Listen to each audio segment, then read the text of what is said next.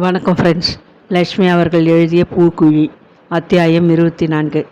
மறுநாள் காலை முத்துமாரியின் தீமிதி திருவிழா. முதல் நாள் இரவே திருநெல்லூரின் சுற்றிலும் இருந்த பல கிராமத்து மக்கள் விழாவில் கலந்து கொள்ள வந்து காவேரி கரையிலேயே இரவு முழுவதும் தங்கிவிட்டிருந்தனர்.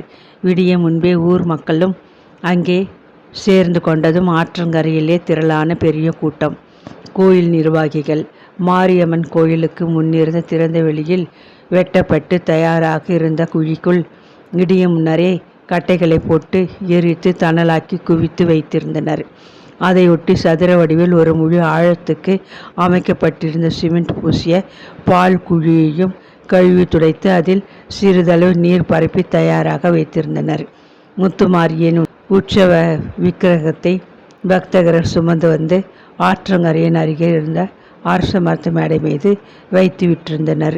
சூரியன் உதிக்கும் முன்பே காவேரியில் தலைமூழ்கி மஞ்சள் ஆடை உடுத்தி மஞ்சள் மலர் மாலை அணிந்து கொண்டு தீமிதிக்கு பக்தர்கள் தங்களை தயாரித்து கொண்டு விட்டனர். அத்துடன் தாங்கள் பூக்குழியில் இறங்கும்போது தாங்கி கொண்டு வரப்போவதாக பிரார்த்தனை எடுத்துக்கொண்டபடி பால் காவடிகளையும் கரகங்கள், பால் குடங்கள், அக்னி சட்டிகள் இத்தியாதிகளை தயாரிக்க தொடங்கினர். ஒரு மண்டலம் கடும் விரதம் இருந்து பூசாரி இழைத்து காய்ந்த குச்சி போலாகி விட்டிருந்தார். மஞ்சள் வேட்டியும் மாலையும் அணிந்து நெற்றியில் பட்டையாக விபூதியும் நடுவே குங்குமமும் தரித்து கொண்டு அவர் பூஜைக்கு ஆயத்தமாகி விட்டிருந்தார். சூரிய உதயத்துடனேயே உற்சவ விக்கிரகத்துக்கு அபிஷேக ஆராதனைகள் விமரிசையாக நடந்தன. சிவப்பு பட்டு சேலை உடுத்தி செவ்வரளி மலர் மாலை சூடி செக்க செவல் என்று குங்குமம் நெற்றியில் துலங்க தங்க கிரீடமுமாக காசு மாலை ஒட்டியானமும் தகதகக்க தேவி அலங்கார நாயகியாக காட்சி தந்ததைக் கண்டு பக்தர்களிடையே பரவச ஆரவாரம். கற்பூர ஜோதி அம்மன் திருமுகத்தருகே பூசாரி சுழற்றியதை வியப்புடன் பார்த்து கொண்டு நின்ற காமேஷ் மெய்சிலிர்த்து போனான். நாதஸ்வரம் இசைக்க பக்தர்கள் சுமக்க பவனி புறப்பட்ட முத்துமாரியின் அலங்கார கோலத்தை கண்டு ஆனந்தப்பட்டு அழுத பக்தர்கள் சிலருக்கு ஆவேசம் வந்து விட்டது. 2 பெண்கள் மயங்கி விழுந்தனர். குழந்தைகள் மகிழ்ச்சியில் கூச்சலிட்டனர். கரகம் எடுத்தவர்கள் முன்னால் ஆடிக்கொண்டு நடக்க, சிலம்பம் ஒலிக்க, தாரை தப்பட்டைகள் சப்திக்க, பக்தர்கள் தேவியின் துதிப்பாட முத்துமாரி ஊர்வலமாக ஆற்றங்கரையை நின்று புறப்பட்டாள். அந்த சில கிலோமீட்டர் தூரம் வரை பக்தர்கள் பின்னால் கோஷமிட்டு பாடி ஆடிக்கொண்டு வந்த அதிசயத்தை கண்ட காமேஷ் அயர்ந்து போய்விட்டான். நகரத்து நாகரிக வாழ்விலே நாட்டமாக இருந்தவன். நம்பிக்கைகள் ஏதுமின்றி ஒட்டாது போலியாக வளைய வந்து கொண்டிருந்தவன் அவன்.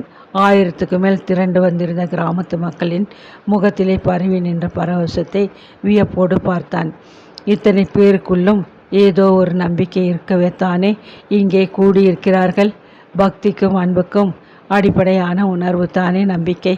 இரவு முழுவதும் அடிவயிற்றை பிசைந்த திகில் உணர்வு கரைந்து மனதுக்குள்ளே தானே ஒரு தெம்பு மெல்ல மெல்ல உருவாகி பலப்படுவதை அவன் புரிந்து கொள்ள முடிந்தது.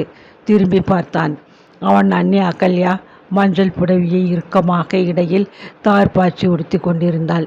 பொன்னாக மின்ன தேய்த்து மஞ்சள் குங்குமம் போட்டு வைத்து கூழை பசுவின் பாலை நிறைத்து வந்த பால் குடத்தை தலையில் சுமந்து கொண்டு நெற்றியில் குங்குமம் துலங்க உற்சவ விக்கிரகத்தின் பிரதிபிம்பமாக பக்தி பரவசத்துடன் பாடியபடி நடப்பதை கண்டபோது அவனுள் இருந்த பயம் வேகமாக கரைய தொடங்கியது.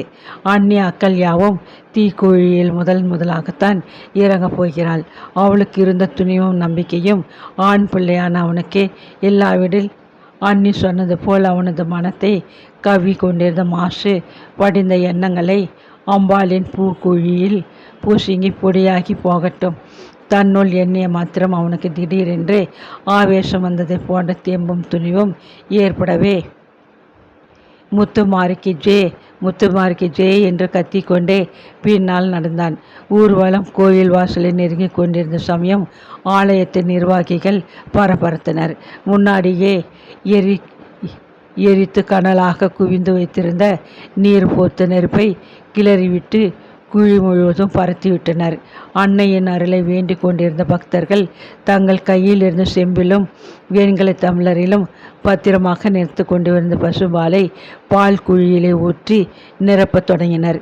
உற்சவ விக்கிரகத்தை சுமந்து வந்தவர்கள் பால் குழிக்கு முன்னால் அமைந்திருந்த மேடை மீது அம்மனை நிறுத்தி வைத்தனர். எதிர்ப்புறத்திலே தீ மிதிக்க வேண்டிய கொண்டிருந்தவர்கள் மற்றும் வரிசையாக ஒழுங்காக பூசாரிக்கு பின்னால் கரகங்கள், பால் குடங்கள் முதலியவற்றை தாங்கியபடி நின்று கொண்டிருந்தனர். கோயில் உள்ளே இருந்து வந்த ஒருவர் ஈரமான மஞ்சள் துணியொன்றை கொண்டு வந்து பூசாரியிடம் கொடுத்தார். அவர் அருகில் இருந்த ஒரு பித்தளை கரண்டியால் கையளவு நெருப்பை அள்ளி துணியில் போட்டு மூட்டையாக கட்டி முடிந்து அந்த நெருப்பு முடிப்பை மேடையில் எழுந்தருளிருக்கும் அம்மனது பட்டுப்புடைய மடியில் வைத்து கட்டினார். கனகனவென்று எரிந்து கொண்டிருந்த பூக்குழியின் பிரகாசம், பளிச்சென்று எழுந்த சூரியனின் ஒளி இரண்டும் பட்டு செக்கச்செவல் என்று செங்கோலம் பூண்ட மாரியம்மன் திருவுருவம் முழுவதும் நெருப்பாக ஜொலிப்பதை கண்ட பக்தர்கள் பலருக்கு ஆவேசம் வந்துவிட்டது. முத்திமார் தாயே, அவர்களது கோஷம் வானை பிளந்தது. தேங்காய் உடைத்து அம்மனுக்கு தூப தீப ஆராதனைகளை முடிந்த பின்னர் பூசாரி தாம் சுமக்க வைத்திருந்த கரகத்தை தலையில் வைத்து கொண்டார். வலது கையில் வேப்பிலை கொத்தை பிடித்து கொண்டு விநாயகருக்கு துதிப்பாடிவிட்டு தார தப்பட்டைகளையும் மீறிய கண்ணீர் குரலில் 1000 கண்ணுடைய அலங்காரியே வாரம்மம்மா, வாருமம்மா, 10,000 கண்ணுடையால் பராசக்தியே வாருமம்மா என்று பாடியபடி தம்மை மறந்த நிலையில் தீக்குழியில் காலை வைத்து நிதானமாக கரகமாடியபடி நடக்கத் தொடங்கினார். தாரை தப்பட்டைகள் அதிர்ந்தன. சிலம்பம் ஆர்ப்பரித்தது. உடுக்கை ஓங்கி ஒழித்தது. முத்துமாரி தாயை கருணை கொண்டு பாரம்மா. ஜனங்களிடையே பரவச கோஷம். அடுத்தபடியாக நின்ற அகல்யா சற்றென்று திரும்பி காமேஷை உற்று பார்த்தாள். ஊருக்கு பெரிய மனிதரான கனக சபையின் மருமகள் கூட பூக்குழியில் இறங்க போறாங்களாமே. விஷயம் ஏற்கனவே பரவிவிட்டிருந்தது. வேடிக்கை பார்க்க வந்த சிலர் கூட்டத்தை இடித்து தள்ளி கொண்டு முன் வந்து நிற்க முயன்றனர். அவர் மகன் ஏன் இப்படி எழுச்சி கருத்து போயிருக்கார்? அவரும் இறங்க போகிறாரா? அவங்க அம்மாவுக்கு உடம்புக்கு முடியலையாமே. பற்பல விமர்சனங்களும் இடையிடையே இருக்கத்தான் செய்தன. தன் முன் தெரிந்த மேடையில் திருக்கோலம் கொண்டு எழுந்தருளியிருந்த முத்துமாரியின் கனல் விழிகளில் கருணையை தேடி உள்ள முருகி உணர்ச்சி பொங்க பிரார்த்தித்து கொண்ட அகல்யா, சமயபுரத்தாலே சாம்பிராணி வாசகியே, சமயபுர நெல்லை விட்டு தாயாரே வாருமம்மா, மாதாவை பெற்றவளே மனம் வைத்து பாருமம்மா, பார்வதியை பெற்றவளே வசம் வைத்து பாருமம்மா. பொங்கி புரண்ட கண்ணீர் கன்னங்களில் வழிந்தோட தன்னை மறந்த நிலையில் இனிய குரலில் பாடிக்கொண்டே பூசாரிக்கு பின்னால் தீக்குழியில் மெல்ல இறங்கி நிதானமாக நடந்தாள்.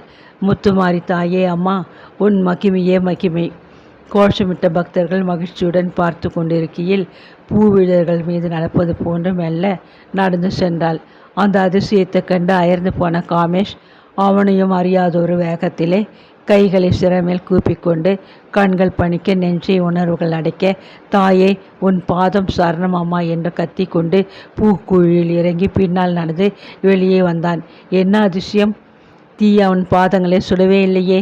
கற்குவியல் மீது நடப்பது போன்றதொரு விசித்திரமான அனுபவம்.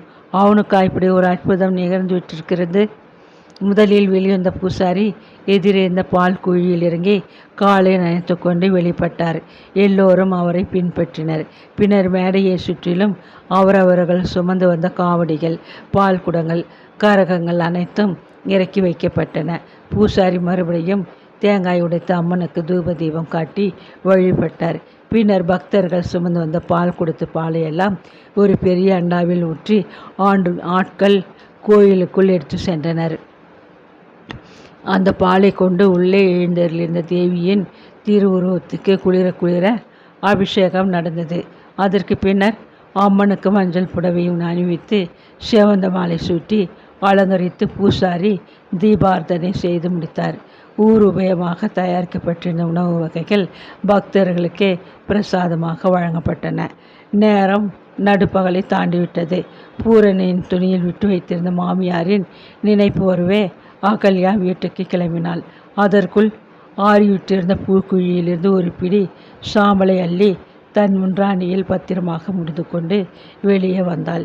கூட்டத்தின் முன்னதாக வந்து நின்று கொண்டிருந்தார்கள் அவளது பெற்றோர்கள். அம்மா கிருபையாலே எல்லாம் நல்லபடியாக நடந்துடுச்சுமா. கவலை நீங்கியவராக மகளை பெருமையுடன் பார்த்தார் குருநாதன். ஆத்தா உனக்கு சகல நலன்களையும் கொடுக்கட்டும்.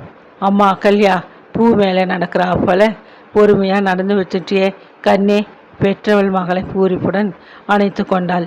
நாள் முழுவதும் பட்டினியாக இருந்த களைப்பு, பல கவலைகளால் உழன்ற உணர்வு, குழப்பம் அவளுக்கு. மற்றொரு முறை கோயிலுக்குள் குடியிருந்த தெய்வத்தின் திருவுருவத்தை ஆசை தீர பார்த்தாள். உலகத்தின் நாயகியே முத்துமாரி, நான் நேர்ந்து கொண்டதை செய்து முடிச்சிட்டேன். இனி நான் கேட்ட வரம் கொடுப்பதும் கொடுக்காததும் உன் கருணை. தனக்குள்ளே பிரார்த்தித்து கொண்டபடி கண் கலங்க நடை தள்ளாட மெல்ல வீட்டை நோக்கி பெற்றோர்களுடன் புறப்பட்டாள். சற்று தூர மகளுடன் நடந்து வந்த குருநாதன் தம்பதியர் வீட்டை நெருங்கியதும் உள்ளே நுழைந்த அகல்யா தலைப்பில் முடித்து கொண்டு வந்த பூக்குழி சாம்பலை துளி எடுத்து தன் மாமியாரின் நெற்றியில் தடவினாள். சிறிது தானும் அணிந்து கொண்டு சிறிது பூரணிக்கும் கொடுத்துவிட்டு மற்றதை பத்திரமாக ஒரு கிண்ணத்திலே போட்டு பூஜை அறையிலே கொண்டு வைத்தாள். பின்தொடர்ந்து வந்த சிங்காரம் பற்களை காட்டி மகிழ்ச்சியுடன் சிரித்தான். அப்பப்பா, என்ன கூட்டம் என்ன கூட்டம்! இது மாதிரி விழா நான் இதுவரை பார்த்ததே இல்லை. ஆர்ப்பரித்த வண்ணம் தன் மனைவியுடன் தன் வீட்டுக்கு நடையை கட்டினான். நடந்ததையெல்லாம் விவரமாக தன் மனைவியிடம் சொல்ல வேண்டும் என்ற ஆவல் அவனுக்கு. அபிஷேக பாலை செம்பிலை நிறைத்து எடுத்துக்கொண்டு மெல்ல நடந்து வீட்டிற்குள் காமேஷ் வந்தபோது அகல்யா பூக்குழியில் இறங்கிய போதிருந்த மஞ்சள் ஆடையுடன் மாலையை கயிற்ற மறந்து சிந்தனையுடன் ஹாலுக்குள் நின்று கொண்டிருப்பதை கண்டான். அண்ணி, திடுக்கிட்டு போன அகல்யா திரும்பினாள். பால் செம்பை மேடை மீது வைத்துவிட்டு சமாளிக்க இயலாதவனாக தடால் என்று தரையில் விழுந்து அவளை வணங்கினான். கோயிலே சித்த முன்னே பார்த்த அந்த முத்துமாரியை இந்த வீட்டுக்குள்ளே இப்போ பார்க்குறாப்புல எனக்கு தோணுது அண்ணி.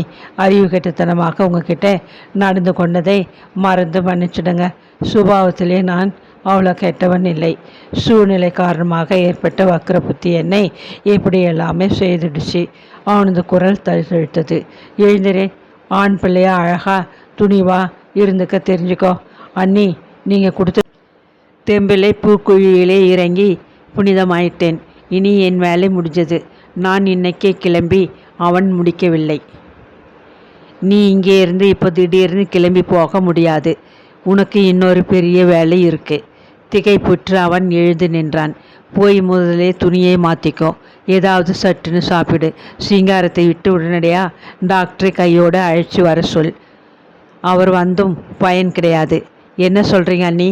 சித்த முன்னே என் கையாலே ஒரு கரண்டி பால் வாயில் ஊற்ற நான் உள்ளே போன போது தெரிஞ்சுக்கிட்டேன்.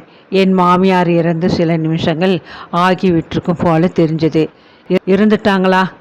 உரத்த குரலில் அலறிவிட்டான் காமேஷ். ஏன் கத்துற? அவங்க போயிட்டாங்க. இனி நடக்க வேண்டியதை கவனிக்க வேண்டியது நம்ம எல்லோருடைய பொறுப்பாக்கி விட்டது. கொல்லி போட அவங்க பிள்ளை இப்போ அருகில் இல்லை. அதனால் முதலில் ஆரம்பித்த நாடகத்தை தொடர்ந்து நீ இன்னும் சில நாட்கள் நடத்த வேண்டியிருக்கும். என் மாமியாருக்கு நீயே உன் அண்ணனுக்கு பதில் கொல்லி போட்டு பேச முடியாமல் கண்களில் பெருகிய நீரை வழி தெரிந்துவிட்டு உள்ளே சென்று விட்டாள்.